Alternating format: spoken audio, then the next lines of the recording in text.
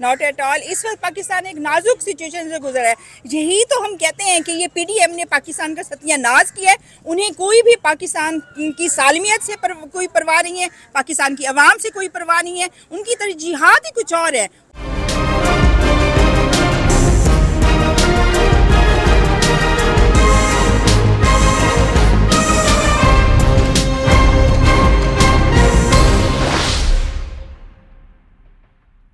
अभी रिसेंटली हमारे वज़ीर आज़म शहबाज शरीफ साहब ने इंडिया को धमकी दी है एटमी हमले की। क्या पाकिस्तान आप समझते हैं कि इस वक्त इस पोजीशन में है कि किसी भी हमसाया मुल्क को धमकी दे सके? No, not at all. इस वक्त पाकिस्तान एक नाजुक सिचुएशन से गुजरा है। यही तो हम कहते हैं कि ये पीडीएम ने पाकिस्तान का सत्यानाश किया है। उन्हें कोई भी पाकिस्तान की सालमियत से कोई परवाह नहीं है, पाकिस्तान की आवाम से कोई परवाह नहीं है। उनकी तरजीहात ही कुछ और है। उनकी तरजीहात पाकिस्तानी आवाम है ही नहीं, पाकिस्तान की सेफ्टी है ही नहीं। इमरान खान वो वाहिद लीडर है जो पाकिस्तान को सेव किया।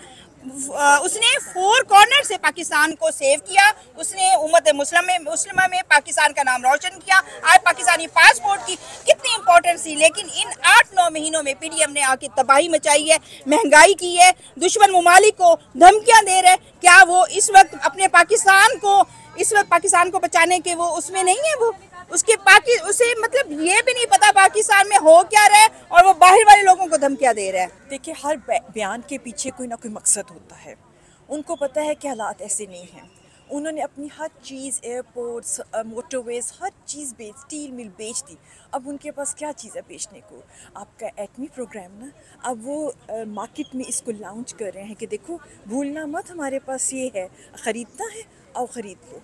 तो उनका कहने का मकसद ये था कि हमारी हर चीज़ बिकने को तैयार है, हमें पैसे दे दें। इंडिया के साथ हमने जंग करके कौन से ऐसे वो चांद पे चले जाना, कुछ नहीं होना। हमारे अपने इतने मसाइल हैं, इतना बड़ा सैलाब हम गुजार के आए हैं, हमारी इकॉनमी का इतना मसला है। हमें क्या ज़रूरत है हम दूसरे लोगों के साथ पंजा आजमाई करें। एक्चुअली उनका मकसद ये है कि वो इसको अंडरलाइन करें कि ये हमारे पास है। सबसे पहले तो अपने मुल्क के अंदर स्टेबिलिटी लाना, जो इन्होंने सियासी हालात ख़राब किए हुए हैं, और आवाम को महंगाई का जो इन्होंने सर के ऊपर बोझ डाला हुआ है उसको ख़त्म करें। इसके अलावा और क्या चाहे, उसका वाहिद हाल जो है वो इलेक्शन है। जब तक अवामी नुमाइंदगी प्रॉपर तरीके से नहीं कि हम लोग कोई डिसीजन नहीं कर सकते कि हमारा कोई डिसीजन होगा। पाकिस्तान की आवाम और इंडिया के आवाम एक दूसरे के साथ बहुत ज़्यादा मोहब्बत करते हैं।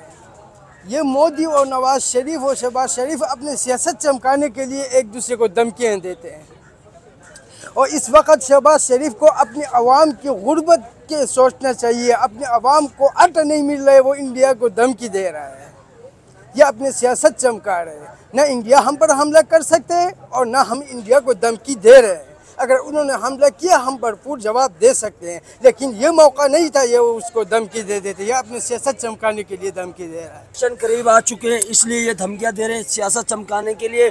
बाकी ये कहाँ थे जब ये पहले ये सोए हुए थे, जब इंडिया धमकी दे रहा था? ये पहले क्यों नहीं बोलते थे? खान साहब आंखों में आके डाल के बात करता था इंडिया से, पहले ये क्यों नहीं बोलते थे? इनको अब इनका सियासत का जनाजा निकल चुका है, तमाम पीढ़ियों वालों को पता चल चुका है, अवाम इमरान खान के साथ खड़ी हुई है। इसलिए अब ये इंडिया का जो है ना, ये तरीका आजमा रहे। हम इंडिया से फिर बात करें इंडिया के मौजू पे, फिर जो है अवाम की तवज्जो अपनी तरफ ले आए, तो इसलिए ये इंडिया की बात कर रही है। इनकी सियासत का जनाजा निकल चुका है, अवाम जान चुकी है। ठीक है, ये वो भगोड़े हैं, अवाम को ना ये शहूर दे सकते हैं, ना अवाम को ये कुछ दे सकते हैं। अवाम को सिर्फ भूखा मार सकते हैं ये लोग।